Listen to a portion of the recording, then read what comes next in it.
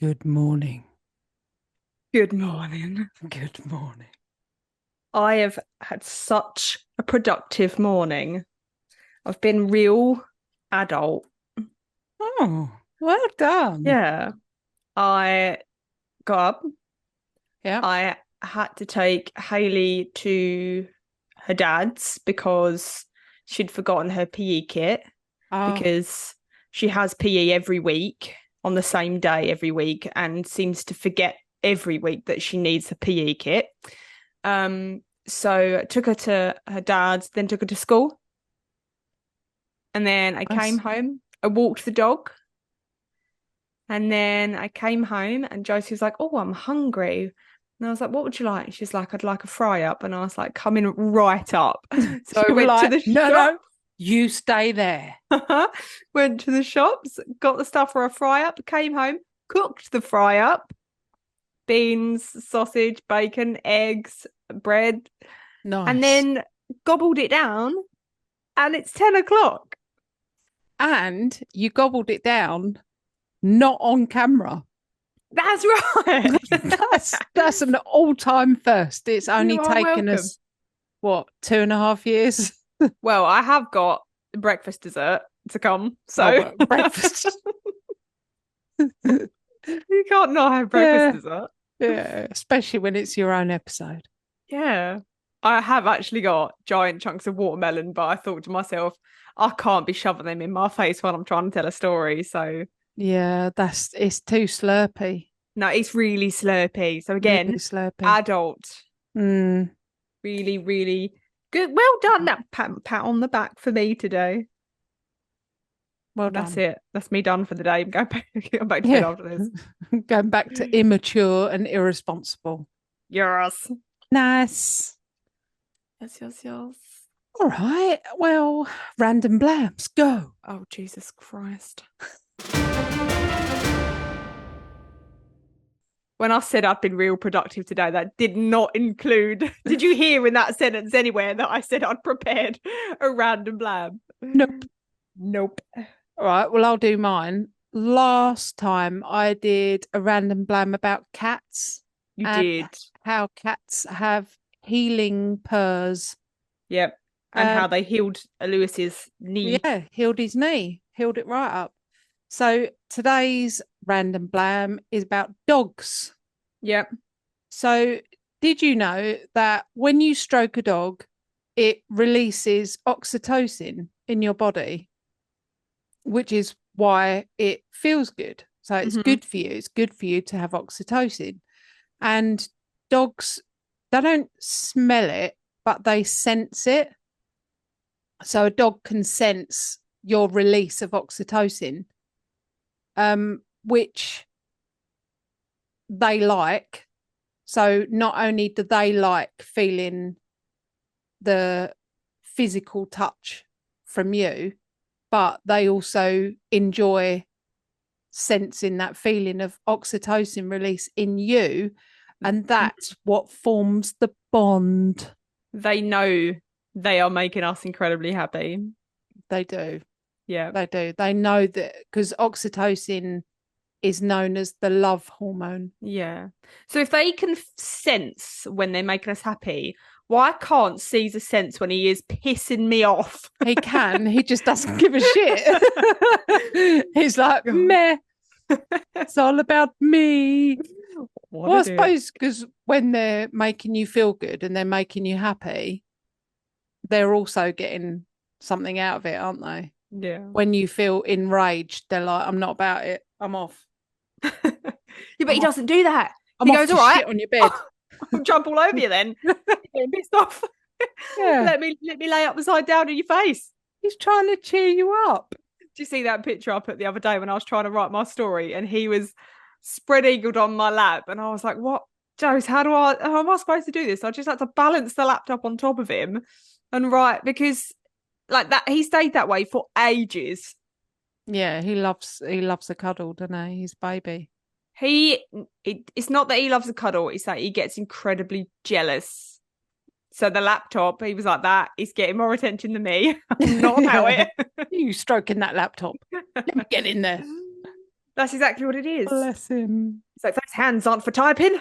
Yeah. Get 'em on They're me. for tickling and stroking. So my random blam is also Yes. animal based, Good. and it's something that if you thought about, you'd kind of be like, oh yeah, that makes sense. But it's something you don't ever think about. Animals that lay eggs don't have belly buttons Oh, yeah. because them don't need belly They buttons. don't need a belly button. But you just assume everything has a belly button. Amazing. Crocodiles, no belly button. No belly button. That's true. Next. Because I've seen a crocodile belly. Yeah, no belly button. No belly button. There is no weakness on a No. crocodile. Right, No. hold on, actually. I've got a random blam for you that I was meant to do, but I've forgotten about and until I just remembered it. So the other night, Josie sent, I've got a group chat with Josie and one of our other friends, Maddie, who listens. And she's going to hate the fact that I'm bringing this up because this started something and it's going to start something with you and it's going to start something with our listeners, right? And it says, it's an important thought experiment. That's what it's titled. Okay. You're in an arena with 50 hawks. Hawks? 10 hawks. Okay. Like birds. 10 crocodiles. 3 brown bears. 15 wolves. 1 hunter with a rifle. 7 buffalo. Fluffalos. Buffaloes. 10,000 rats. 5 gorillas and 4 lions. Okay. Pick 2 to defend you. The others will attack you. The goal is to survive 1 hour. If there's a hunter with a rifle, I'm going at him. So I don't care what's coming for me. So I'll take him down. You've got to pick 2 to defend you. No, I wouldn't. You wouldn't need any. I wouldn't expect any animal to risk its life for me. This Like, is hilarious. I'm going on the fucking attack, mate. You're I'm going to not take that waiting rifle. to be defended. I'm going straight for that hunter and I will take him down with his rifle up his arsehole. All right. Yeah. That's hilarious. But meanwhile, the 10 crocodiles are coming at you, mate. They're going to chomp off your leg. And the bears as well, not going to be happy. I'm going to go that way anyway. I'll grab hold of like a black bear's toe beans or something and be like, what do you want? toe beans. And and then it'll rip my face off. So yeah. I know that's how I'll go. So right. I'm all right with it. I came to terms with it years ago. Yeah, I'm not waiting to be defended. I'm going on the attack. And all yourself? Right. Well, mine is a very thought out, mine is a very Ross process. Like, here are my choices. Let me laminate these fucking choices. Because Maddie was like, oh, I'm going to pick the hunter with the rifle. And I was like, do you think that hunter with his 1 rifle is going to be able to defend himself against 10 crocodiles? No, he's not. Yeah. Them crocodiles, I'm having 10 crocodiles on my team for sure. Because crocodiles don't give a fuck. They are taking out everything. No, and they can travel just as fast on land. They're so and in fast. Water. Yep. They're taking down the lions. So they survived like what the dinosaurs couldn't. So yeah, I'm having 10 crocodiles on my team. Okay. And then I don't know the other one because gorillas are feisty, but also lazy. Lions actually don't hunt, do they? It's the lionesses.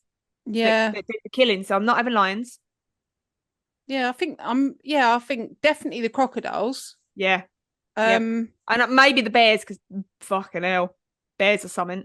Oh, I love rats though. I'd be collecting them all up in case they got stepped on, or like grabbed by the hawks for like lunch while they were flying around the arena.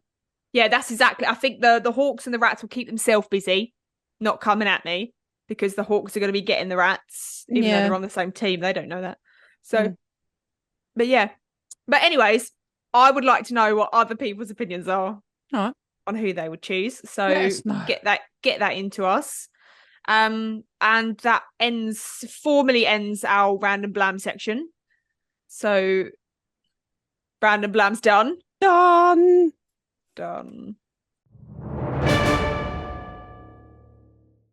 All right. What you got for us today? I have got a shout out for you. Oh, How about that then? you do? I have indeed. So I have got a shout out to Tori. Hey, Tori. Tori sent us a like a little meme thing, a Mothman meme. Oh, Yeah. was that Tori? That was I Tori. love that. Yep, Mothman meme. Mothman. And I replied and I was like, oh, great, thanks for that. And Tori, you can't see this, but I'm wearing my Mothman t-shirt today. yeah, Oh, what are the chances? there you go. So they replied and said, oh my God, thanks for the response. Everybody does that. They're like, they're so shocked that we reply to messages. Like, absolutely. If you've got time in the day to message us, we've got time in the day to respond. So Yeah. feel free to message us. Even though we're terribly famous now. Stop it. Tori also said, because I like to know where people are from. So I was like, great, thanks. You know, whereabouts are you listening from in the world? And they said that they live in Chico, California. And I was like, Chico, I remember that. And they said that they literally live 5 minutes from the apartment that the My Liz story happened in. If you remember the My Liz episodes. That was one of my favourite episodes. Yeah, I love that. Yeah, because it then gave way into the girl in the box, didn't it? They kind of connected those two.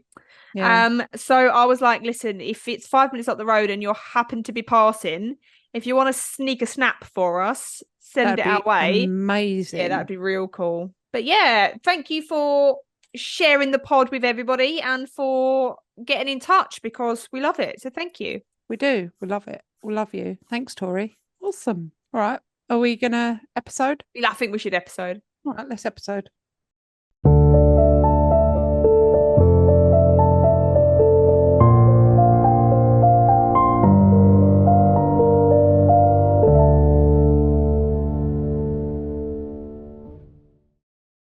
Morning. Morning. Morning, morning. Morning indeed. And now, have I got a story for you? Let's hope so. Yeah, I found this by accident actually. And you know when you're like scrolling through Facebook, I've got these like weird history pages that pop up that I don't even follow that just pop up. Yeah. And this story popped up. It was just a picture at first and I was like, what the hell is that? And then I looked a bit closer and I was like, oh, that looks really interesting. So I screenshotted it and then left that in my pictures for forever. And I was looking for an episode that wasn't particularly murdery or serial killery or, you know, I just wanted a nice one to do. And then I thought, oh, this one will be perfect. It's not nice or anything. And then you did your story, which I loved, absolutely loved your it was so Timothy light-hearted. Dexter. Yeah. Timothy really Dexter one. Nice light-hearted episode. Yeah, and so this episode is kind of similar to that, except it's not got the same hilarity to it. Okay. And your story, you said that you bought a book for it, didn't you? And he'd written a book about things. A pickle for the knowing ones. Pickle for the knowing ones, which you are steadily making your way through. Well, I also found that my story also has a book that was written about it from his perspective. So I paid £17.71 for this book. Which apparently she's not happy about. 17. It's words on a page. Why does it need to be £17.71? It's true. Anyways, so all of the information that I contained in this episode is from first-hand accounts. It is written from the protagonist's point of view. A man who you'll come to realise wasn't quite all there in the head. Okay. Some of the information sounds a little bit like Billy bullshit, and other pieces of information are incredibly honest and detailed. So, are you ready? I am ready. Great news. So, George Carl Tänzler was born on February 8th, 1877 in Dresden, Germany. His early life is imbued with fantastical notions. fantastical notions, and I mean that. He grew up in a townhouse called the Castle, but states that there was actually another castle where he actually spent most of his childhood. And it was called the Villa Cosel, and it was, or Cosel, out in the German countryside. He claims that the castle was haunted by the White Woman, a woman who he came to understand was actually an ancestor of his called Countess Anna Constantia von Cosel. Oh. In his diary, he then elaborates on the history of the Countess and states that she was a noblewoman, the king's bride, and in her later life had an obsession with alchemy. And he says, quote, family tradition has it that her knowledge of chemistry enabled her to ward off several attempts on her life through poisoning before she did eventually die in 1765 in the castle, which she now supposedly haunts. Of poisoning? No, just of old age. Because she warded off the poisoning with her chemistry alchemy skills. Oh, of course. So, as a boy, he claims that Countess Anna Constant von Cosel, Constantia, visited him. I'm going to get that round my neck all the time. Visited him regularly and once showed him a vision of a woman that was to be his one true love, his bride. This woman was promised to him, and she was a dark-haired, beautiful young woman with exotic features.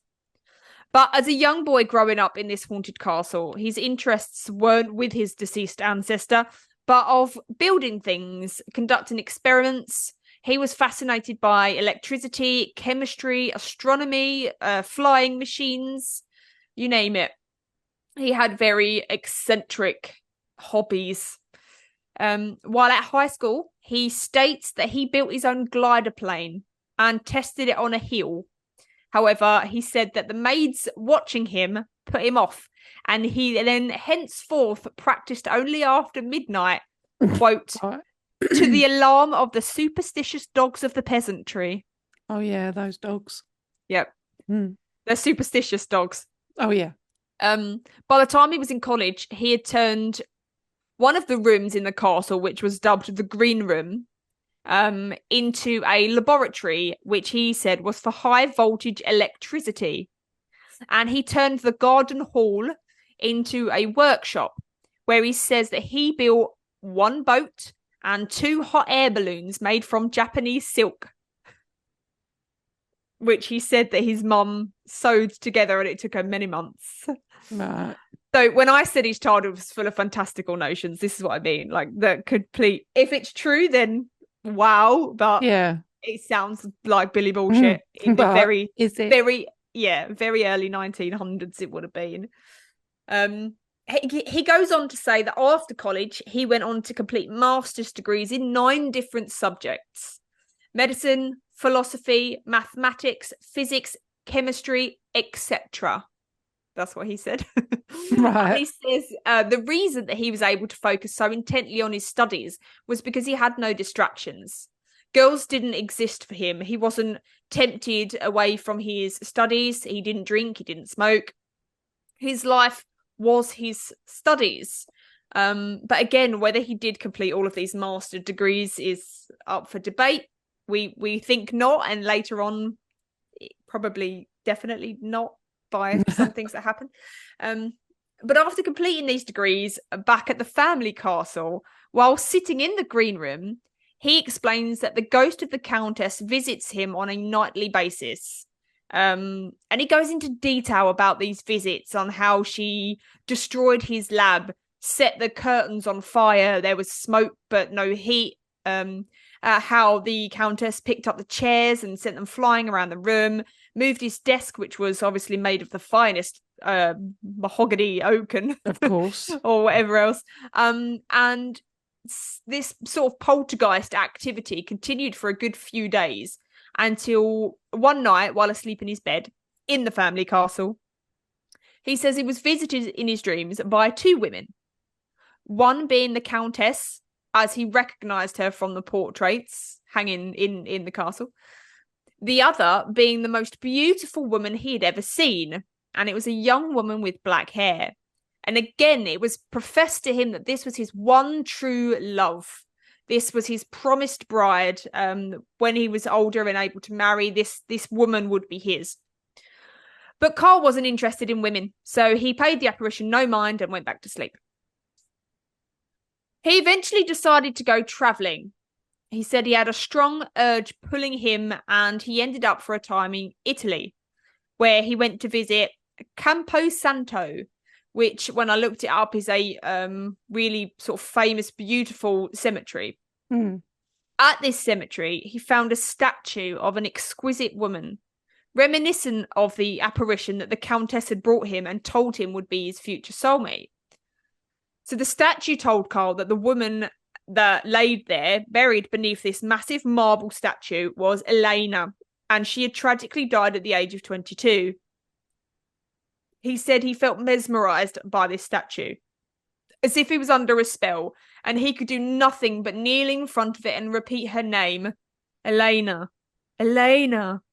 And as he did so, he said that he saw the apparition of the woman appear out of the statue, this same one that was his promised bride. And she stopped and smiled at him before gliding away. He then goes on to say about this, all like ghost chase through the city, of him trying to find this floating woman, and no one saying, "Oh no, we've not seen a gliding woman float past." Oh, she went that way. Yes, I did see her actually. See her all the time. He then tells of his time in Australia, and all very fanciful. He says while there, he was plagued by this spirit of the ghost woman Elena from Italy. This apparition kept appearing and disappearing before he had a chance to actually catch her. It happened multiple times. And he said one coincided with his father's death. And he took that to mean that she was keeping him company during a time that would be incredibly hard for him. She'd must have known that his father was passing, and this brought him a lot of comfort that she'd been so caring enough to be by his side during this time. While he was living in Australia, it was 1914, World War I broke out. And although he'd been granted some form of citizenship in Australia, because he was a German foreigner, he was essentially put into an internment camp called Trial Bay. And it was classed as a concentration camp. However, concentration camps have a very different meaning now than they did back then, because the term concentration camp purely meant that there was just a large concentration of people there. It said that they weren't tortured or gassed or anything like that. It was just a camp to keep them safe. Contained, basically to keep them safe and Australia safer from them, that sort of thing. Okay. And he spent 4 years there. Oh.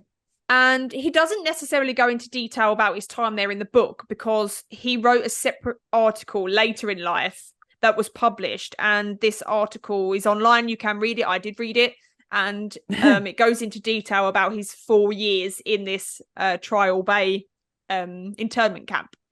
And but one thing that he does say there was that he managed to build a a pipe organ out of sea debris.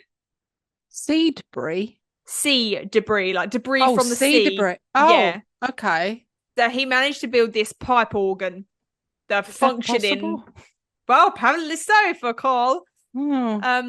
Which he then, after the war ended, he took back to Germany with him to give to his mother as a gift. Took it on the boat. Boat went there. After this all happened, he eventually ended up in Florida, where one of his sisters lived. She had married and moved to Florida, and he ended up going over there, and he settled down in Key West. And he goes on to explain again about some sort of pull drawing him towards Key West, but then also drawing him towards Cuba. He wanted to go to Cuba, but he couldn't understand why, so he didn't go. So he stayed in Key West. And it was here in Key West that he decided that Carl Tänzler wasn't good enough a name for himself. And he started going by the name Dr. Count von Cosel. And he bought himself a piece of land, fenced it in, built a road running across this land, and he laid the foundation to start building himself a house. And he said it was only at this point that he thought, oh, I need to get a job, really. It doesn't say where he was getting his money from, but potentially from the castle. I don't know. But he says he then had to go out and get a job to earn some income. And he managed to get himself a job as a pathologist and X-ray specialist at the Marine Hospital. Despite naming himself doctor, he was not a doctor. I believe that he had applied at the hospital for a doctor, saying he had all these degrees. He didn't have any of those degrees, so therefore he couldn't be a doctor. So this never ends well when people do that. No. So yeah, he got the job as a pathologist, which he also had in Australia as well. He was a pathologist in Australia and X-ray specialist. And it was here at this hospital that his life would change forever. While at work, he received a call that a patient had come in that needed some bloods taken. He entered the room where a young woman was waiting, but he hardly noticed her. He had his head down, he walked in, he was kind of focusing on the task at hand. And he noticed that the hand she gave him to draw blood from was very delicate, exquisite. He describes it as with long, tapered fingers, the loveliest he had ever seen. And he noticed as he inserted the needle that she flinched. So he apologized for causing her pain. And it was then during this interaction that he looked up into her face. And he writes, quote, "I looked into a face of unearthly beauty, the face of my dreams and visions, promised to me by my ancestors 40 years before." So this woman that had come in was the exact resemblance of this apparition that the Countess had brought him, and then that had come out of this statue in Italy, and that had been with him when his father died in Australia. And the young woman kind of was like, "Oh, don't worry." And then she up and left, and after her bloods had been taken, and Carl then went and examined the bloods in his lab. He learned that the woman's name was Elena Hoyos. She was 21 years of age, and she was dying of consumption. She had a case of the tuberculosis. And I believe in that time, didn't everyone did, yeah. Her sister before had died of tuberculosis, and then in the future, the rest of her family died of tuberculosis. But she had something that was called not just consumption, but hers was called hasty consumption. Oh. So, which I guess to mean that it was a tougher strain and that she was going to die quicker. Yeah. And he goes on to describe feeling indescribably happy, even though he'd learned that she was dying of tuberculosis. Nice. He'd finally found his promised bride, and who better to help cure her than the man with 9 master's degrees that called himself Dr. Count von Cosel, that wasn't actually a doctor. Who better? Who better? So he began visiting her at home where she lived with her parents and administering her with treatment that he deemed necessary. He knew that the hospital didn't actually have the means to treat TB effectively. So he wanted to send her abroad to a TB facility where he was sure that she would be cured. And he would, of course, send her in the plane that he had just begun building. Oh, of course. So his plan, he said, was to fly them both to South Sea Island, which he had discovered for himself and named during a fishing expedition on his torpedo boat that he had built for himself. I've just realised as well that I've missed out a small chunk that I'm just going to read over. So the small bit that I missed out was around the time that he'd moved to Australia. Before settling in Australia, he'd kind of travelled the globe. But while he was in Australia, he was a pathologist, an X-ray technician, and he built himself a torpedo boat that he wanted to use for deep sea exploration. That was the bit that I missed out that I just wanted to include because who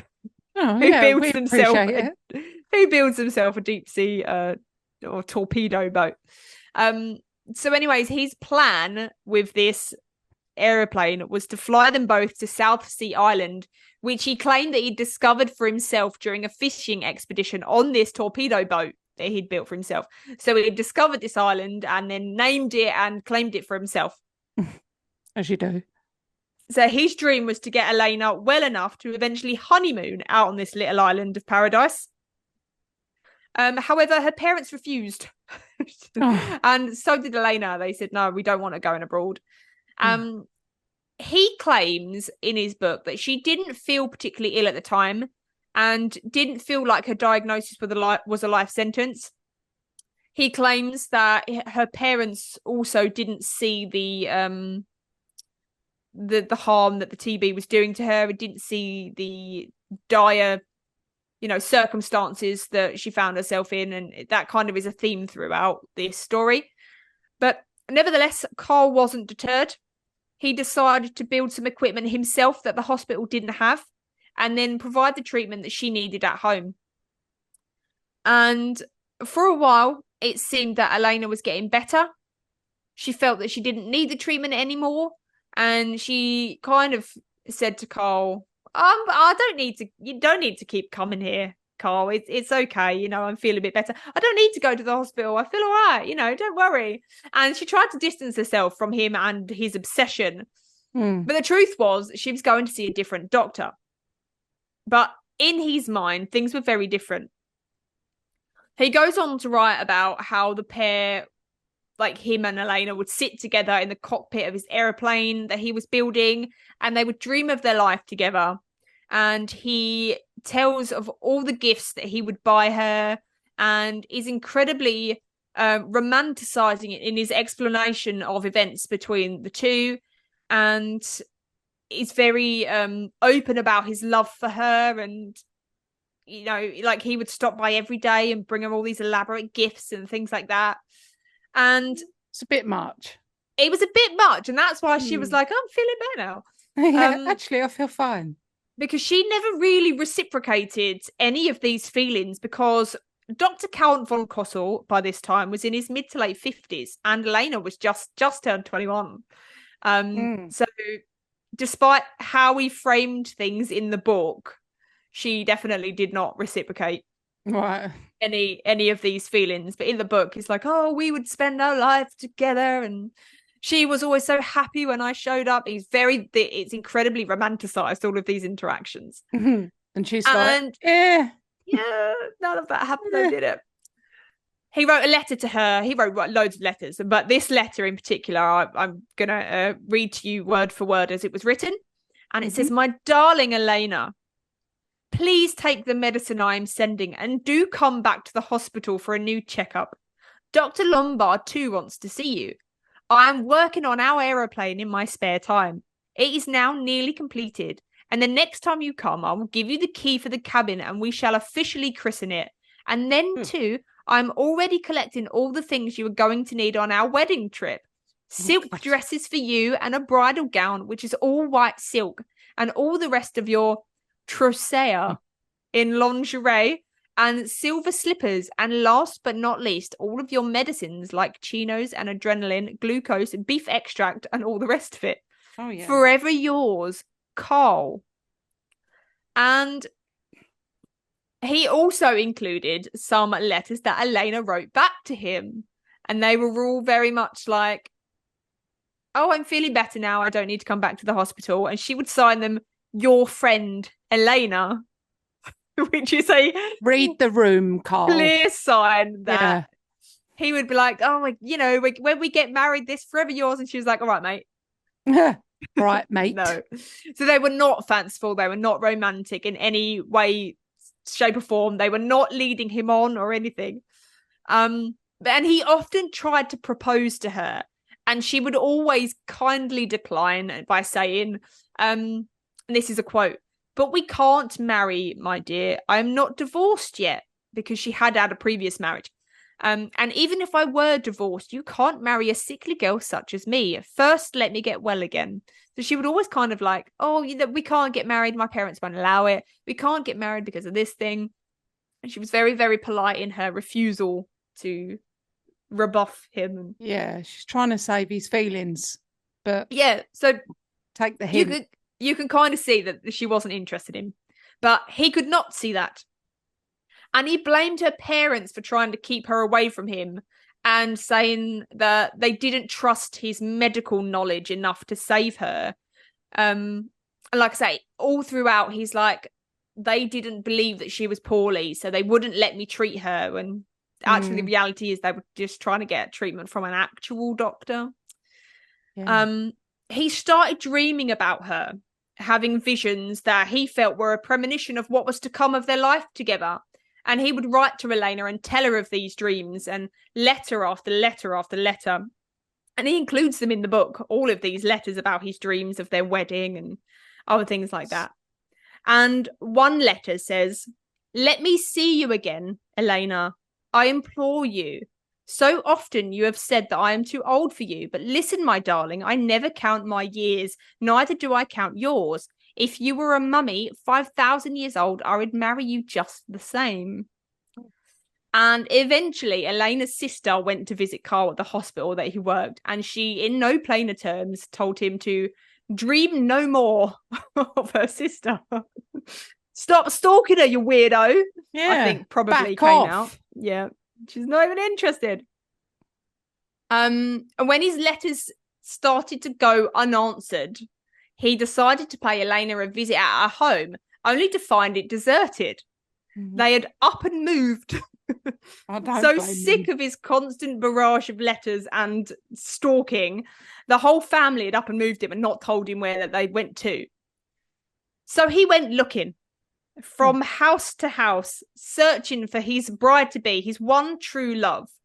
The neighbours all shrugged their shoulders, and he said, quote, "I feel they had all been warned not to reveal the new address to me." But there's still, a reason for that, Carl. That still did not stop him.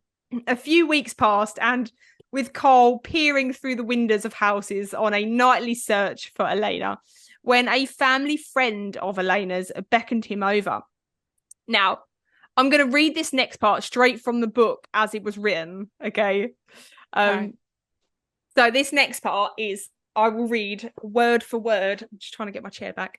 As it is written in the book. So the family friend beckons him over and says, "Your girl is very, very sick," she told me in a whisper. "The family has moved there and there.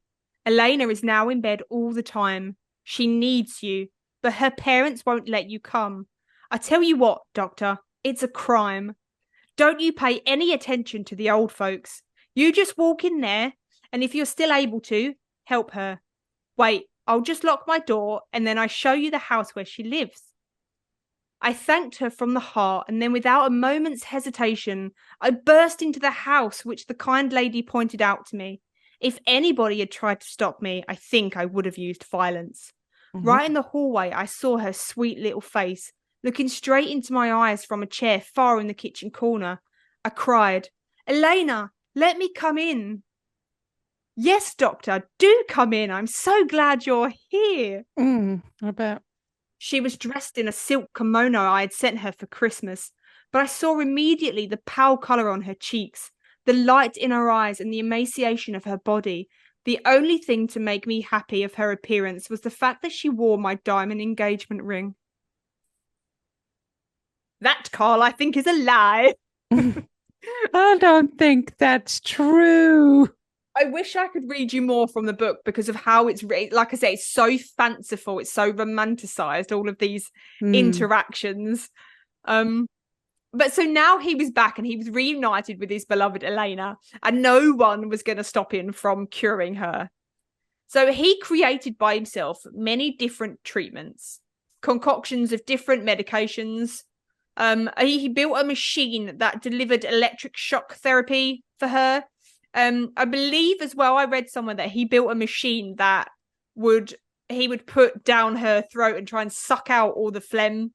He would use like a radiation machine to try and break up all the phlegm in the lungs and then try and suck it out. No, thank you. No, thank you. He created different throat sprays to ease her cough, one of which contained $20 of dissolved gold in it. And he says in the book, with each one of these like throat sprays or concoctions or medications that Elena would say, oh, I don't really like the taste of that one. Oh, I don't really like the smell of this one. And then he would try again with a different one. And oh, I didn't really like that one.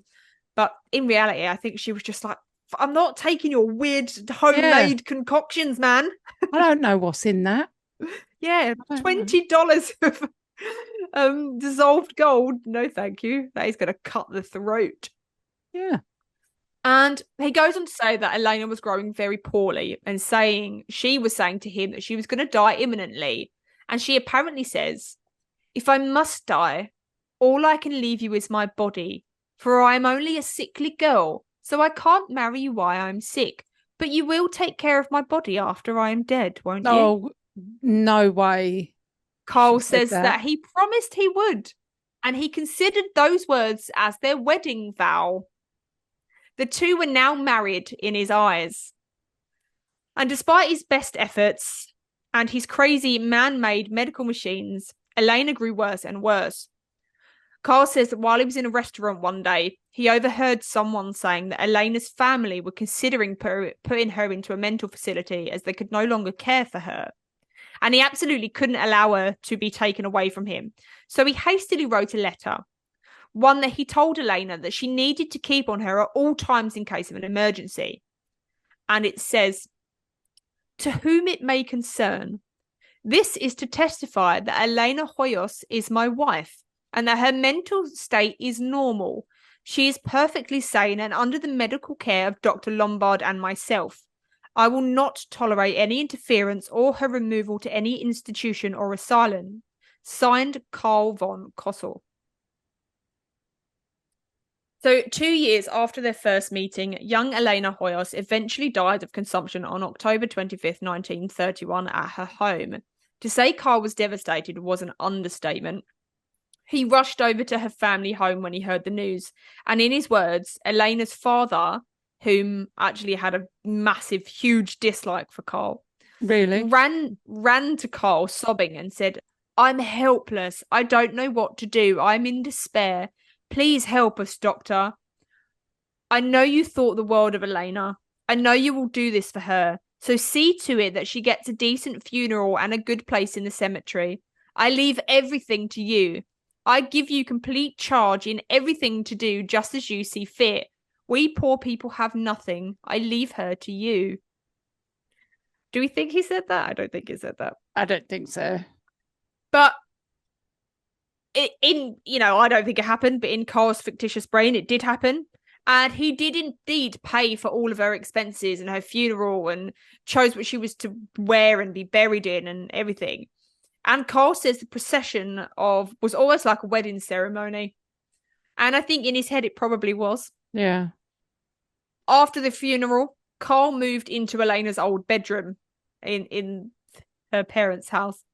And the family didn't want him there and told him that they were going to move. But he said, well, if you move, it doesn't matter. I'm just going to buy the house or I'll just rent it. I'm going to stay in a room regardless. So you do what you want. So they ended up staying. And he visited Elena's grave every day. But it occurred to him as he sat there one evening that the drainage in the area didn't look very good. And what would happen when it rained heavily? He didn't want his beloved to get wet. So he designed and had custom built a much more protective tomb for his beloved. And it literally looks like a small house. Inside this concrete tomb, which only he had the key to, would house Elena's casket.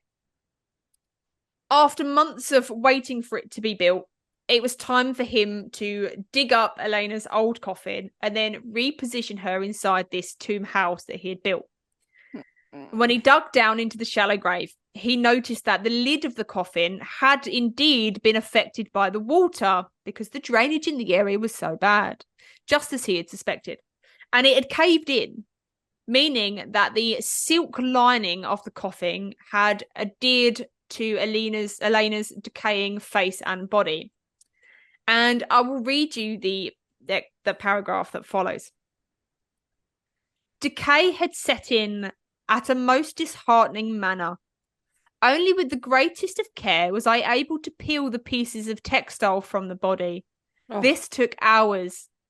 I then lifted the body out of the coffin and laid it on a table with a clean sheet. Having sprayed the body all over again, I now proceeded to sponge her face with a specially prepared solution and also her hands and feet. Oh no. With dismay, I discovered that in view of the damage already done, much more cleaning was required than could be done in one night. I had the morgue at my disposal. Now, if you've listened to the episode, The Monster in the Morgue, I feel like you probably know what happens. But nothing other than that is elaborated on. And he then says, what? He did something more than just cleaning her. No, don't know.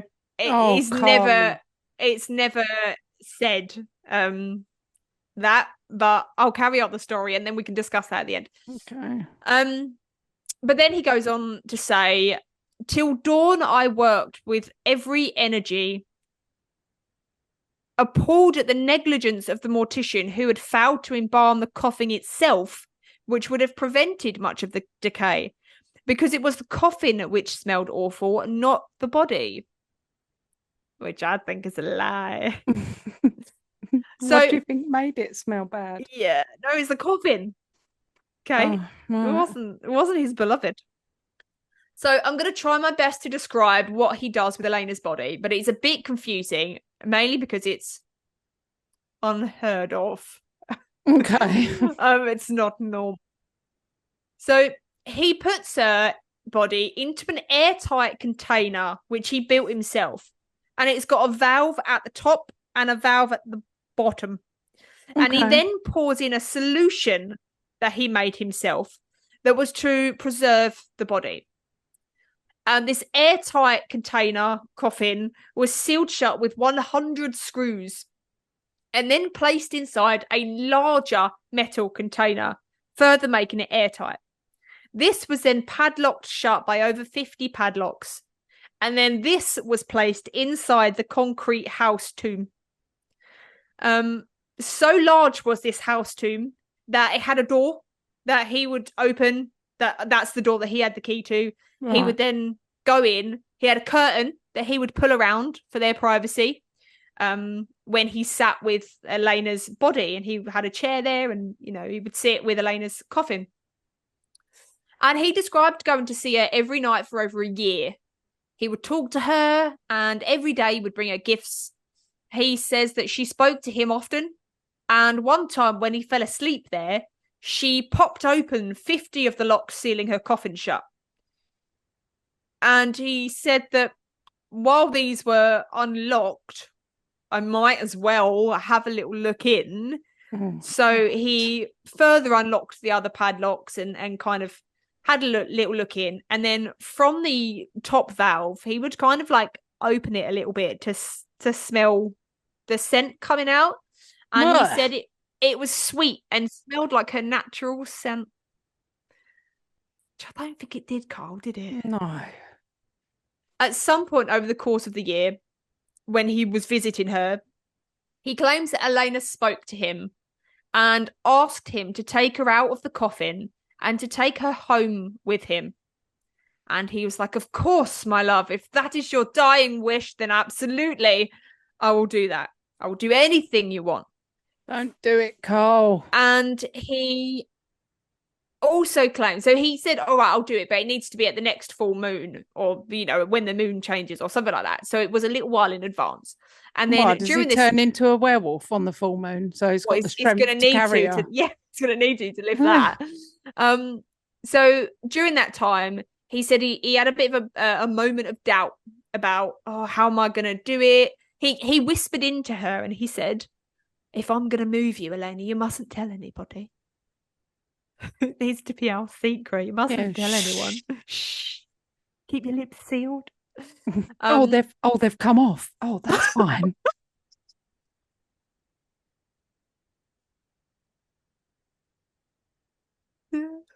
Sorry, Elena. I mean no disrespect. I've got a very inappropriate sense of humour. I'm sorry. But anyways, so in this moment of doubt, he kind of was like, how am I going to execute this without anybody seeing? And he said that Elena took over his body and showed him how to successfully do it. And she moved his body in a way that showed him how to get all of this out without being seen. So she said to him that he was to rent a house opposite the cemetery so that he only had to move the casket there and not all the way to wherever he was going to keep her. So he rented a house for the time being. He was to get a little wagon, like he actually found a children's toy, like a red wagon that you with a handle that you pull. He found one of those, and that was going to be what he used to transport the casket onto. Nice. So this plan of action was kind of now set, and he had to wait until this new moon. And when that came around, he'd rented the house opposite. He got this little toy wagon. He unlocked all of the padlocks on the outer coffin. He removed all 100 screws from the inner coffin. And then it kind of goes into detail about how he had to lift this coffin up and onto the wagon and whatever else, because it obviously was quite heavy. But he managed to get it onto the wagon, and then off he went. But obviously he couldn't go out the entrance because he didn't want to be seen. So he had to lift the coffin over the fence, which was adjacent to the house that he had rented. And this took... In the book, he goes into a lot of detail about how he managed to do this, about which way he was facing, how his back was turned, like loads and loads of detail about how he conducted this, and how that actually when he had managed to get it up a certain height, his strength gave way and he dropped it on his head, and it crushed his new felt hat. And how this supernatural strength took over him and helped him lift the casket up. And then how when he was lifting the casket up, the fluid started leaking out onto his face and head and all over his body. And he explains that the smell of the fluid made the neighborhood dogs bark. I bet it did. Yeah, that didn't smell sweet now, did it? And when he eventually took Elena's casket into the house that he had rented, he tried to shower the smell off, but he said that he couldn't, and it stayed with him for days.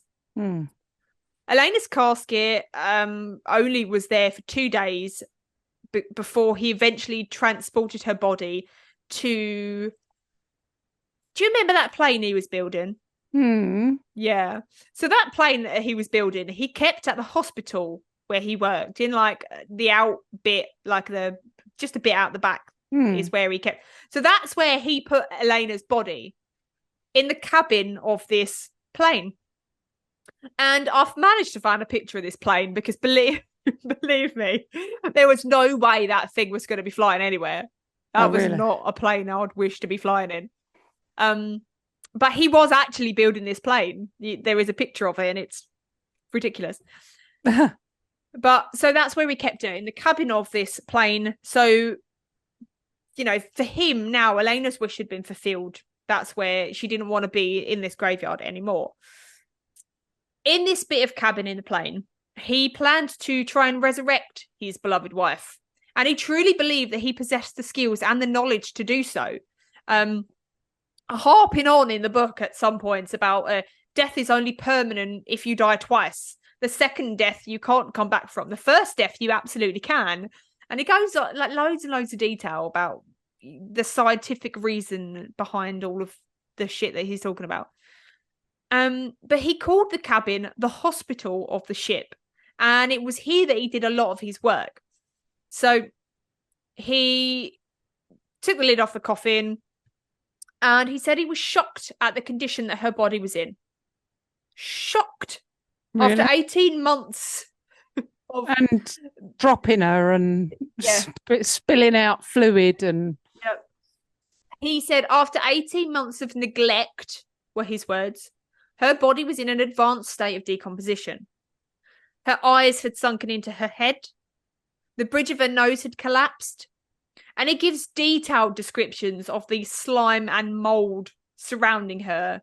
the maggots in her hair and abdomen, and how he painstakingly washed her. He said, so when he reburied her the first time in this multi-chambered coffin, he'd wrapped her body in cloth, like this silk cloth. And he said this cloth had, in his words, glued itself to her skin. Oh, goodness. In the same way that the coffin, when it fell down, had glued itself to her skin the first time. So he says that he would soak the cloth and then try and pry it away from her skin so as not to damage it. He cleaned out the casket fully, laid new rubber cushions alongside her body. He would kind of like gently lift her up one side and wash her underneath, and then gently lift her up the other side and wash that side, like till she was completely clean.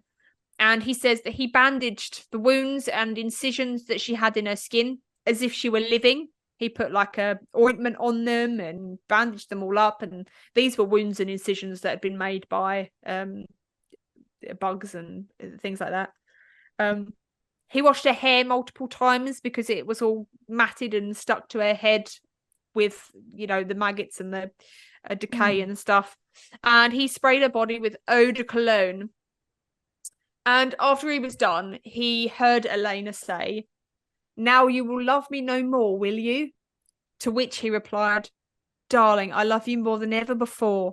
If it were not so, I would not have taken you with me." In his words, he then kissed her dry lips and breathed deeply into her lungs until her bosom rose.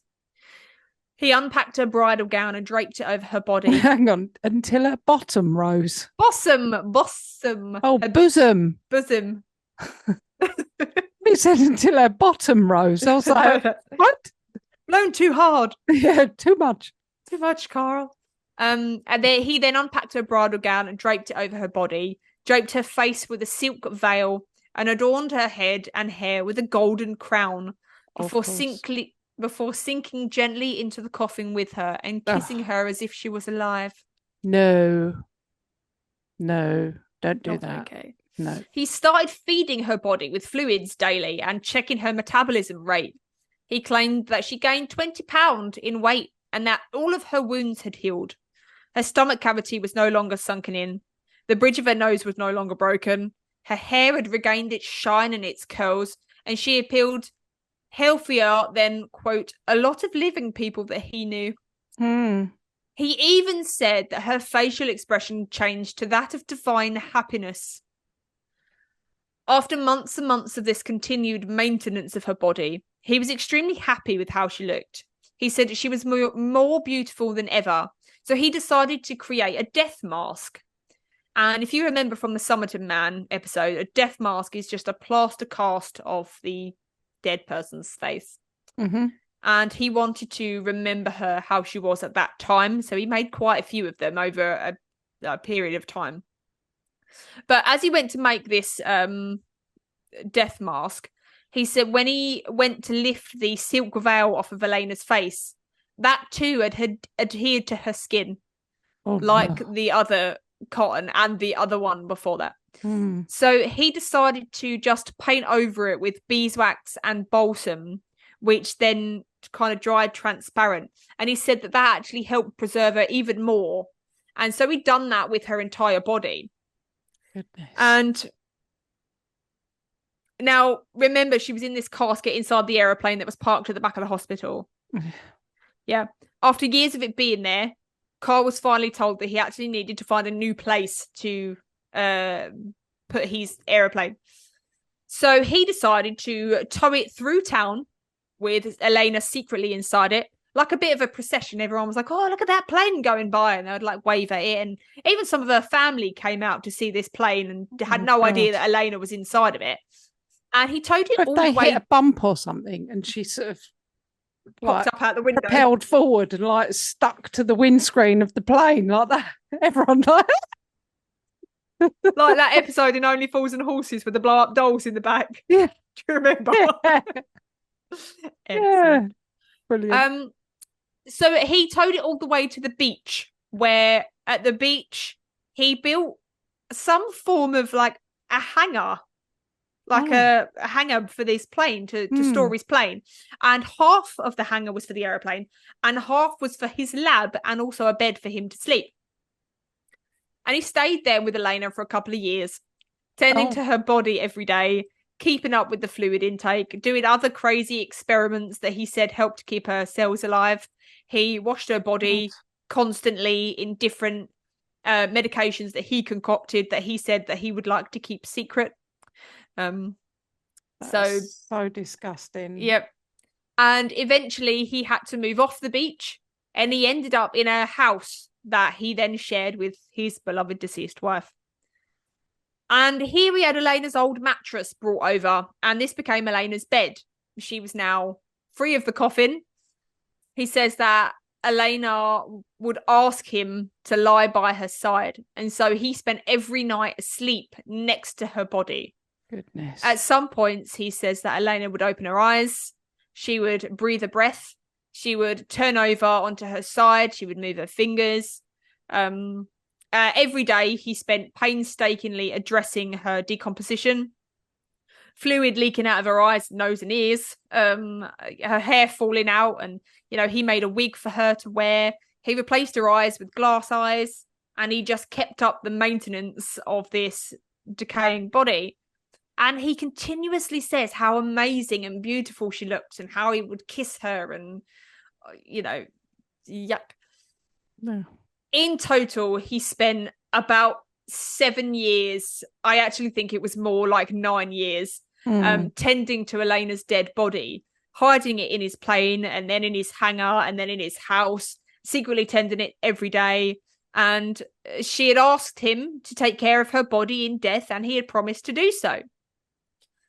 So in October 1940, Elena's sister had gone a little bit suspicious. So she actually went to Carl and she demanded that he open the house tomb so that she could go in there and visit her sister. And she actually believed that she wasn't there anymore because she believed that for many reasons. One being that Carl had visited Elena's tomb every evening for the first year and a half and then abruptly stopped. And the second was that he was still about town buying all of these silk dresses and crowns and whatever else he was buying for Elena, perfume, jewelry and whatever else. And people knew that he was supposedly a bachelor, so they were like, why is he buying all this stuff? Yeah. And then obviously when she asked him to open this tomb and he refused, she was like, why? So she kind of like implored him. She was like, please let me see my sister. You know, I need this closure. I need to see her one last time. So he agreed to let her see her sister and drove her to his house. And at first she didn't believe that this body in the bed was her sister because it looked more like a doll. However, Carl assured her that he was very proud of it. He was like, I've taken care of her for the last 9 years, you know. This is your sister. Look what a great job I've done. Oh my God. She then left. 4 days later, on the 5th of October, police arrived at his house to arrest him for possession of a dead body. He was then charged in court with he was accused of wantonly and maliciously demolishing, disfiguring and destroying a grave. He says that the sheriff was a kind-hearted man. And he said to Carl, this is what he said that the sheriff said, okay? What?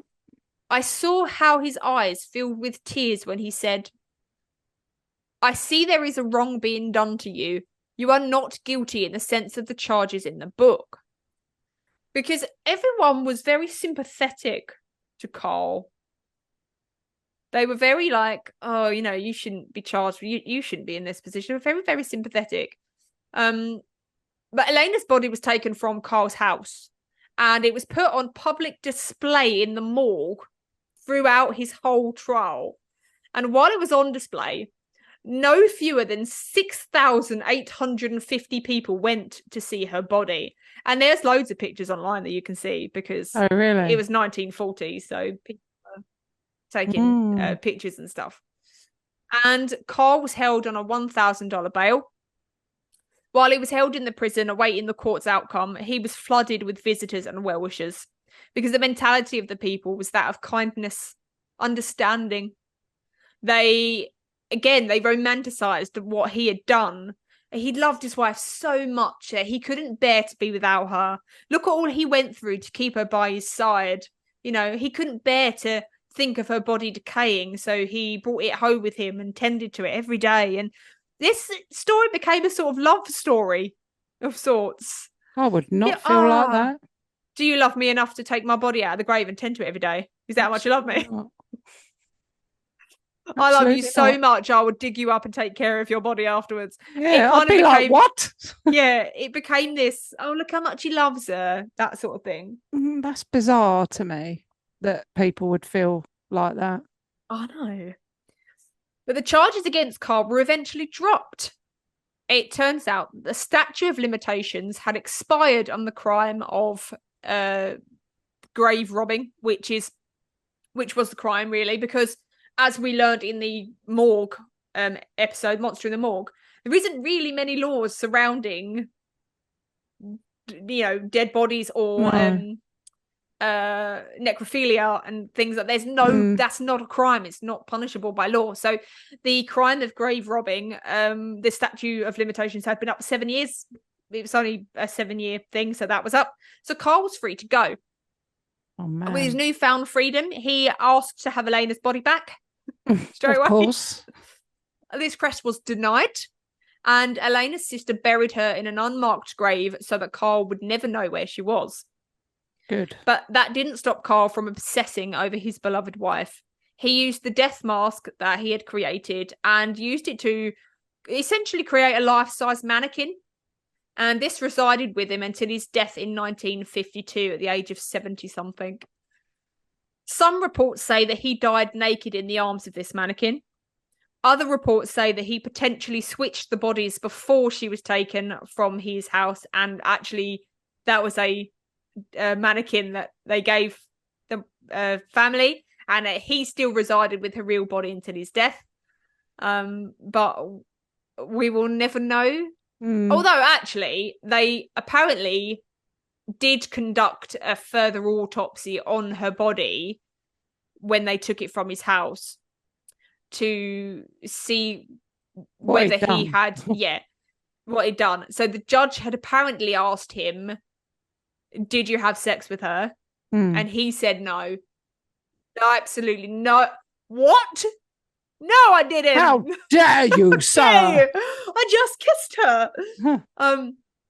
No, so he denied doing that. However, I did read somewhere, I don't know if this is fact or not, but I did read somewhere that there was a tube that had been inserted into her vagina to kind of keep it open. Goodness. At the back of this tube was a wad of tissue, cotton, something like that, maybe silk, and it was full of jizz.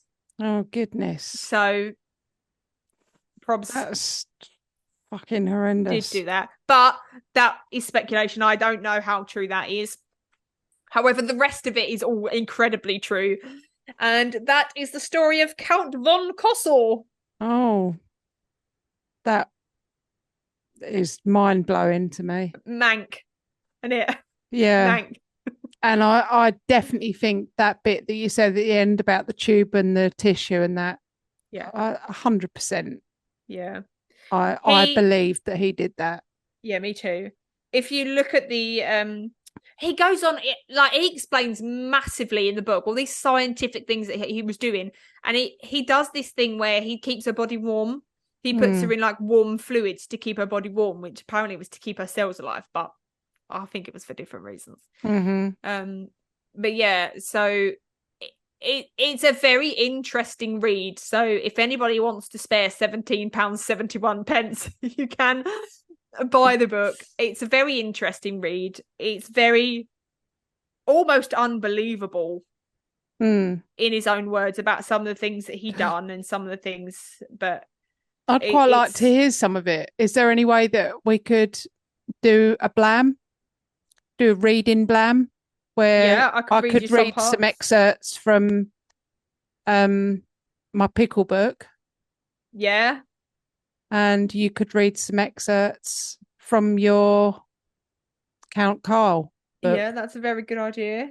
I love that. That might be nice, mightn't it? I love that for us. Yeah. Because the book is, honestly, you've got to read it to believe it.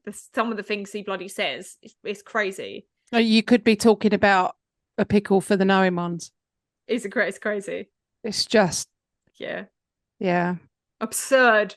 Yeah. It makes me wonder if he was actually literate. He probably could have done some good. Amazing things. Yeah. But yeah, because the things he's writing about, you think, eh. And it's kind of similar with Count Carl, because Dr. Count Carl von Cosel. Yeah. Dr. von something. I can see why he's doing the things that he's doing. Like, I get it, but it's still wrong. Yeah. And it's like he's missing that part or ignoring that part. He just didn't believe that it was wrong. Thinks, Yeah, he didn't believe it was wrong at all. In his mind, Elena had asked him to look after her body, and he was like, absolutely, that's what I'm going to do. But he just had a very, very warped sense of what was going on, actually. He probably couldn't take social cues very well. No, not at all. Didn't seem to. He just had one goal in mind, and that was to love Elena, and nothing kind of stood in the way of that. That was the woman that was promised to him, so that was the reality of it. Yeah. Oh, it's hideous. Yeah. It's hideous for her. Do you know what I mean? Like, let her rest, for God's sake. Yeah. But in his mind, he was granting her wishes, because she wished that not to be in the coffin anymore, and then she wished for him to lie in the bed, and she wished for all of these things. So he was just doing as she wished. Except that wasn't what she wished, and that was in his head. Yeah. Hideous. Yeah, but by all accounts, it sounds like he was a very, very intelligent, clever man. But that's what happens. You tend to get people that are very clever in a subject, but in real life, they're not. Yeah, full of book smarts, but no intelligence. Like, no common sense. Yeah, common sense. Yeah. Yeah, I have neither. Yeah, me too. Just actually, for the record. Zero. So yeah, if you have neither, you make a podcast. No, that's not true. That's not true. You are very smart. So don't say that. No, you don't need to. It's fine. Yeah, you too. Yeah. Yeah. You say. Yeah. All right. Well, that's the story. Lovely. I feel quite nauseous after that. Yeah. Yeah. So bit rank. But yeah, thanks. That was. I'm not sure if I want to look at the pictures. I mean, I know I will, but maybe when I don't feel sick, maybe I'll go and have a look. The pictures, honestly, it looks like a doll. So they're not gruesome, they're not grotesque. He's done a great job, really. If anyone's going to take care of your body after death, I'd want Mr. Dr. Count von Cosel. Do you think that's where they came up with the film Death Becomes Her? That's a great film. No, I don't think so. It is. But yeah, great film.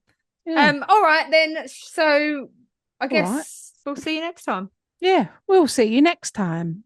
Bye. Bye. If you have enjoyed listening to our episodes, make sure you rate us and leave us a review on whatever platform you are listening. We absolutely love hearing from you guys. So you can also help support our show by donating to our Buy Me a Coffee link. We will make sure that you get a massive shout out and a big thank you in our next week's episode. You can also follow us on social media at Perplexed Podcasts. We're on Facebook, Instagram, and if you want to see more videos and blooper reels, subscribe to our TikTok and YouTube channels. You can also email us your stories at perplexedpodcasts@gmail.com. And you can find all the relevant links in the episode descriptions. Thanks for listening. Bye.